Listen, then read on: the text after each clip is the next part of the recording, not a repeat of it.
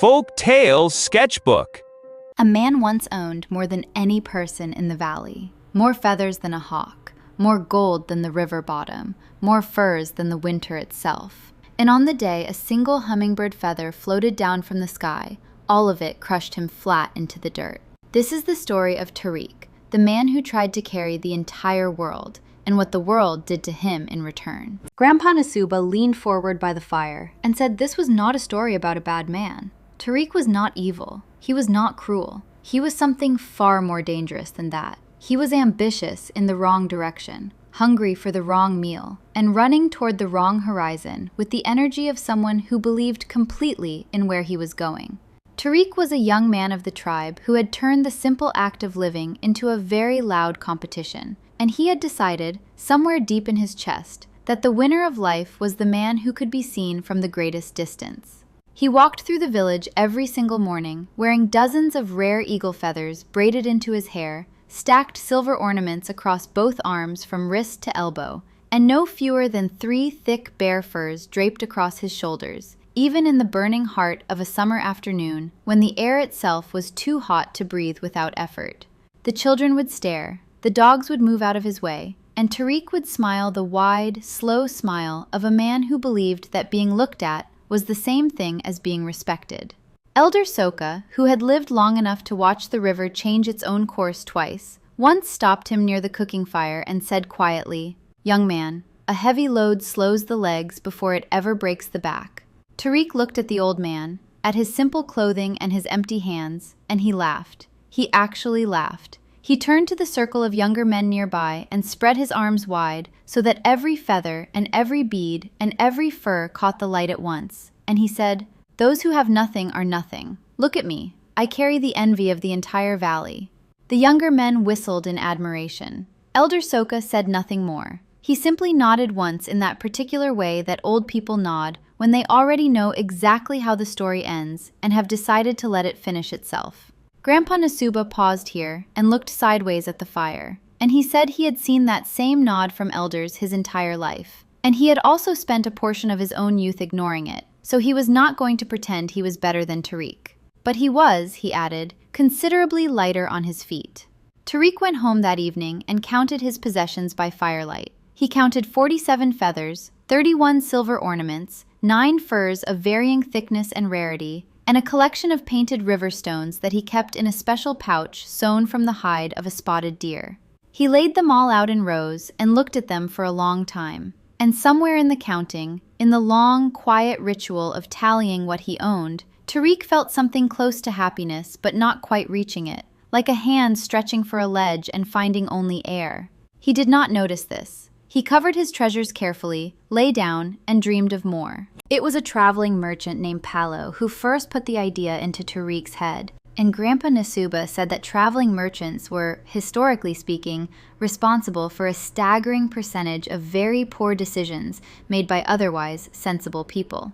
Palo arrived at the edge of the village with a mule, a crooked walking stick, and a story he told with the practiced ease of a man who had told it many times, in many places, and adjusted it each time based on who was listening. He said he had passed through the Whispering Canyons 3 seasons ago, moving fast because the canyons had a reputation for strange winds and stranger sounds. But deep in the narrowest part of the canyon, wedged into a crack in the red rock wall, he had seen something woven from a material he could not name. A basket. Not large, not small, but sitting there with the particular stillness of an object that is waiting for something. A trader in his party had tried to pull it free and failed. They had moved on. But the rumor, Palo said, leaning in with lowered voice, the rumor among the canyon traders was that this basket was the infinite basket, a thing woven in the old time by hands that no longer existed, and it could hold every treasure in the world without ever stretching, tearing, or losing its shape. Whatever you placed inside it, it held. However much you placed inside it, it held. No limit, no bottom, just endless capacity for everything you ever wanted to own. Now, Palo told this story to 7 people that afternoon. 6 of them nodded politely and went back to what they were doing. One of them was Tariq. Tariq grabbed Palo by the sleeve and asked him to describe the basket again. Then he asked him to draw it in the dirt. Then he asked him which canyon, which wall, which crack, and approximately how far from the canyon entrance. Paolo answered what he could, clearly delighted to have found his audience. By the time the sun had moved 2 fingers across the sky, Tariq had already gone home, pulled out every carrying strap he owned, and begun packing. He did not pack light. Grandpa Nasuba said this was not surprising, because a man who does not pack light when he has a destination rarely packs light when he does not. Tariq brought all of his feathers, all of his ornaments, and 2 of his heaviest furs, because the canyon nights were cold, and also because he could not bear to leave them somewhere they might be admired by someone other than himself. He told no one where he was going. He left before dawn, bending slightly under the weight of everything he already owned, walking toward a place he had never been, to find a thing he had only heard about from a man with a crooked stick and a mule. And he walked with absolute certainty, because certainty, Grandpa Nasuba said, was one of the few things Tariq carried that truly weighed nothing at all. The Whispering Canyons earned their name honestly. The red walls rose on both sides until the strip of sky above was no wider than a river. And through that narrow channel, the wind moved in ways that did not follow any direction a person might expect. It doubled back. It rose when it should have fallen. It found the small hollow places in the canyon walls and moved through them at angles that produced sounds, ranging from a low hum to something that could generously be described as laughter. Tariq had been walking through the canyon for the better part of a morning when he found the crack in the wall that matched Paolo's rough dirt drawing closely enough to make his heart accelerate. And wedged inside the crack, exactly as described, was a basket. It was not large. It was round at the base and wide at the mouth, woven from something pale and smooth that was not reed and not wood and not any fiber Tariq could put a name to. It sat in the crack with the serenity of something that had been there for a very long time, and fully expected to be there for a great deal longer. Tariq reached in and pulled it free without effort, which surprised him. He turned it over in his hands. He pressed the weave with his thumb. He looked into it, and the inside looked ordinary in every way. Then the wind in the canyon shifted, gathered itself from somewhere above, and descended in a slow spiral of leaves and dust that stopped 3 feet in front of Tariq, and remained there in a way that wind does not normally remain anywhere. The voice that came from it was not loud. It was easy, almost amused, the voice of something that had been watching people make choices for a very long time and found the whole business genuinely entertaining. The spirit of the north wind said, "So you found it. Most people who come looking for it bring too much already." The spirit gestured at Tariq's furs and feathers with what might have been a tendril of moving air. Tariq, who was not easily impressed by ancient supernatural forces, said he wanted the basket and had already found it, so he was not sure what was being discussed. The spirit said the basket was his to keep. "It will hold whatever you desire," the spirit said, and the voice had a particular emphasis on the second half of the sentence that Tariq did not spend any time considering. "But the basket does not carry the weight. You do." Tariq looked at the basket. He looked at the spirit. He said, "I have been carrying heavy things my whole life. I am very good at it." The spirit laughed, and the laugh moved through the canyon walls and came back changed, and the leaves that had been hovering settled slowly to the ground. Tariq strapped the basket across his back, next to everything else he had brought, and walked deeper into the canyon to begin. Grandpa Nasuba said there was a particular kind of joy that arrived when a person first understood the scale of what they could take, and it was one of the most dangerous joys available to the human heart. Not because it was evil, but because it was so completely convincing. Tariq experienced this joy approximately 4 minutes after placing his first object into the infinite basket. He had found a cluster of quartz crystals growing out of a canyon wall, each one catching the thin band of light from above and throwing it back in 6 directions at once. Normally, he would have taken 1, maybe 2, because quartz crystals were heavy and his back had limits. He took all 14. He placed them in the basket and lifted it and found it no heavier than it had been before. He stood there for a moment, testing this new reality by lifting the basket and setting it down 3 times. Then he started running, not away from anything, toward everything. The canyon floor was extraordinary when you were not worried about weight. There were bands of deep red medicinal roots growing along the base of the walls, the kind that the village healers spent full seasons searching for. Tariq filled both hands and transferred them into the basket in armloads.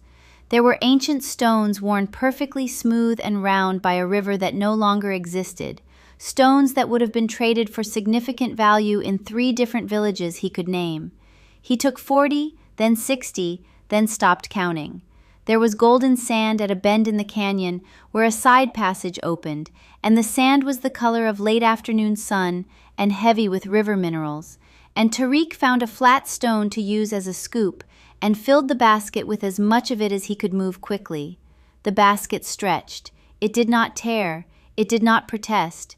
It simply became larger in the gradual, silent way that a cloud becomes larger, expanding without visible effort, accommodating everything he pushed into it with a complete absence of resistance. Tariq found rare canyon moss that old healers used for fever. He found a shelf of dark amber resin dripping from a crack in the rock. He found 3 shed snakeskins, which were not particularly useful for anything, but were beautiful, and therefore went into the basket. He found feathers of a bird he had never seen before, longer than his forearm, the color of a sky just before full dark. He found all of this, and he took all of it, and the basket took everything he gave it, and showed no sign of having an opinion about this arrangement. By late afternoon, the basket was the size of a large water jar and growing. Tariq's reflection in a still pool of canyon water showed a man buried to the shoulders in treasure, face shining with the exact expression of a person who believes they have finally won something, though they are not entirely certain what the competition was. The walk back to the village was, in the technical sense of the word, not a walk. Grandpa Nasuba said the moment Tariq turned around to face the canyon exit and took his first step toward home was the moment everything that had been theoretical became very immediate and physical. The basket was now approximately the size of a young tree, packed from base to rim with crystals, roots, stones, sand, resin, feathers, furs, ornaments, and 3 dozen other things Tariq had swept in during his collection run through the canyon. He had not noticed its growth in weight while he was moving forward, gathering, focused on the next thing ahead. Facing home, lifting his foot to take a step, he noticed. The strap across his chest, which was braided leather of reasonable quality and had carried heavy loads before, had pressed so deeply into his collarbone that he could feel his heartbeat through it. His knees, when he attempted to straighten them under the full load, bent back in the wrong direction by a small but alarming degree. He took 1 step, then another. The second one was harder than the first, in a way that suggested the third would be harder still. By the 5th step, he was walking in the posture of a man carrying a wall. By the 10th step, he had stopped moving his feet and was simply leaning forward, while the ground moved under him at a rate that could not honestly be called progress. He went down to 1 knee. The canyon was quiet except for the wind, which had returned now in a gentler form, moving through the walls in a low, easy way. A voice arrived in it, the same voice from before, easy and unhurried. "Just drop 1 stone," the spirit said, "and you can lift your feet." Tariq was sweating through his furs in the hot afternoon air, both hands gripping the basket strap, face pointed at the ground from the angle his neck had been forced into. He said, loudly, with complete conviction, "Never. It is all mine." The spirit did not argue. The spirit simply moved through the canyon in the particular silence of something that has made its point and is willing to wait. Tariq attempted to stand. He got halfway up, held that position for 3 full breaths, and then his knees made a decision independent of his intentions, and he returned to the ground. He tried again. He failed again. He had not eaten since morning. The canyon shadows were beginning to reach across the floor. He looked at his basket, enormous and full and beautiful and completely immovable, and he said nothing. He sat beside it like a man sitting beside a river, watching it, unable to cross. Night in the Whispering Canyons was a different environment from day in the Whispering Canyons. The walls held the cold of the stone and released it gradually after dark, so the temperature dropped in stages rather than all at once, like a slow, methodical lesson being administered over several hours. Tariq sat against the canyon wall with the basket strap still across his chest, because he had not been able to remove it without releasing everything, and releasing everything had not yet entered his list of options. He was hungry.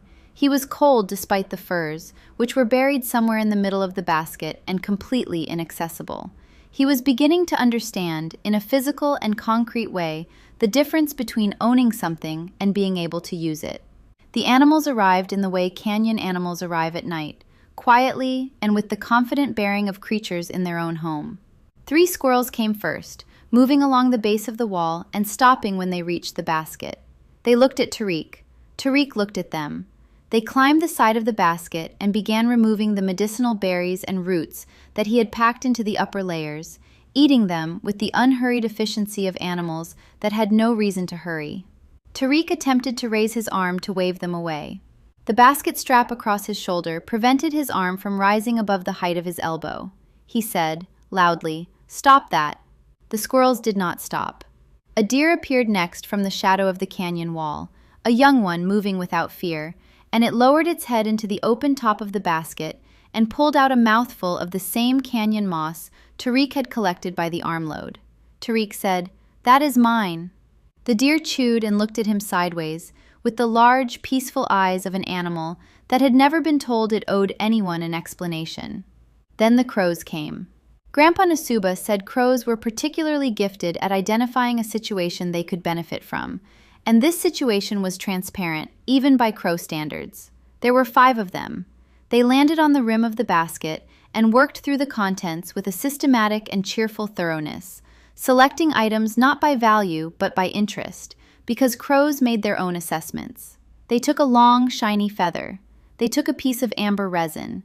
One of them took a silver ornament that Tariq had owned for 6 years and considered one of his finest possessions, and flew it to a ledge 15 feet up the canyon wall and left it there with no apparent purpose. Tariq watched all of this happen and could not stop any of it. He was wealthy and trapped and hungry and cold and being robbed by animals who did not even understand the concept of robbery.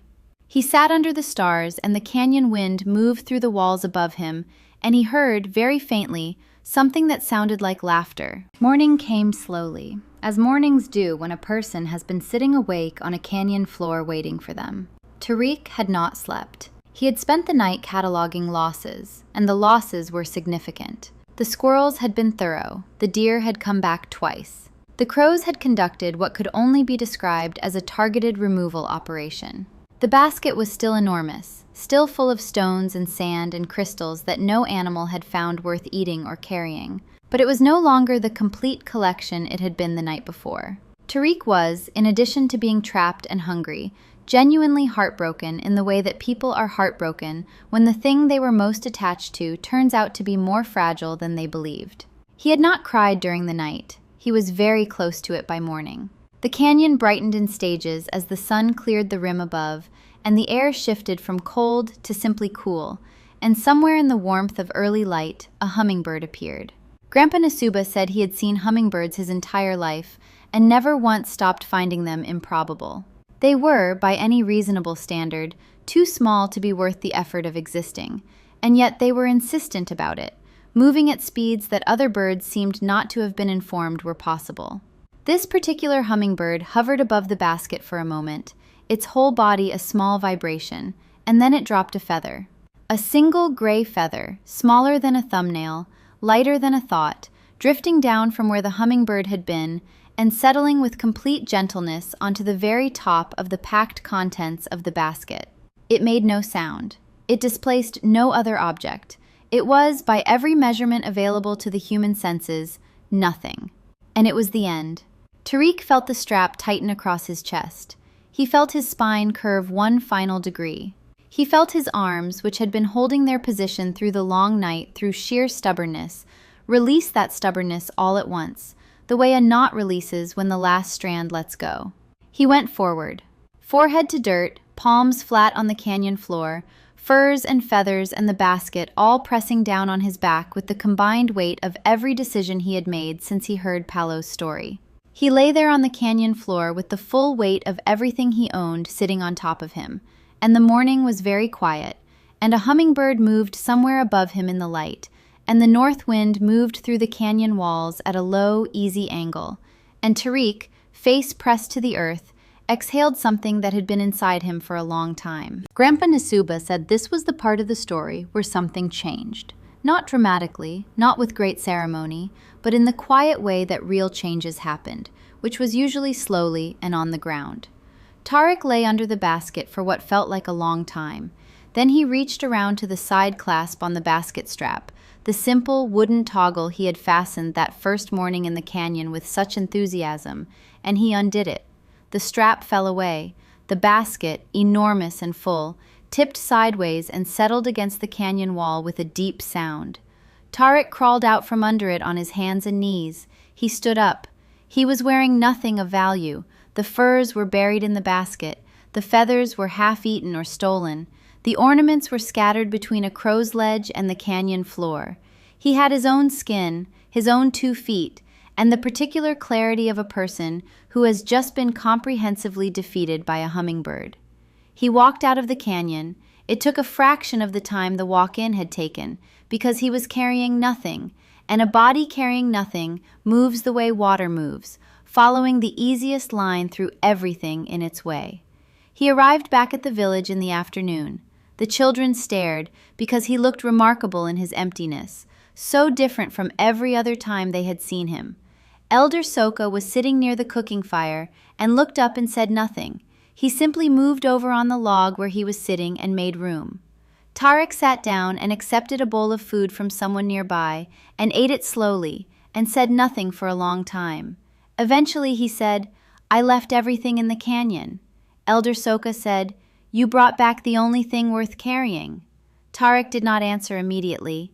He sat and ate and watched the fire and felt, for the first time in a long time, the simple and underestimated pleasure of being upright and unencumbered and able to go in any direction he chose. Grandpa Nasuba leaned back from the fire here and looked directly at the people listening and said, "Now." He said, "We laugh at Tariq. We should. He was ridiculous. But every single one of us is filling a basket right now. Some of you have a folder on your phone with screenshots of things you want to buy. Some of you follow accounts on the internet specifically to feel bad about what you do not have. Some of you own things in storage units you have not visited in 2 years, things you cannot remember but pay monthly to keep. You are carrying all of it, every notification, every comparison, every item owned to impress someone who is probably not thinking about you right now. The basket is invisible, and the canyon is your daily life, and the hummingbird feather is whatever small thing finally makes you lie down and stop pretending any of it was making you free. Tariq walked out of that canyon lighter than he had ever been. That is not an accident. That is the whole story. Moral of the story: the heaviest things a person can carry are not made of stone or gold. They are made of comparison, accumulation, and the endless need to be seen as more than enough. True freedom is not found in what you own, but in what you are willing to release. A life lived without the weight of unnecessary possessions, endless comparisons, and the hunger for envy is a life that can move quickly, respond to beauty, and go anywhere it chooses. Tariq lost everything in the canyon and found himself on the walk home. The basket was always a trap. The question the story asks you is a simple one. What are you still strapping to your back? If this story stayed with you, share it with someone who is carrying too much right now. Subscribe for more ancient wisdom, told the way it was always meant to be told, around a fire, with honesty and without mercy. Folk Tales Sketchbook.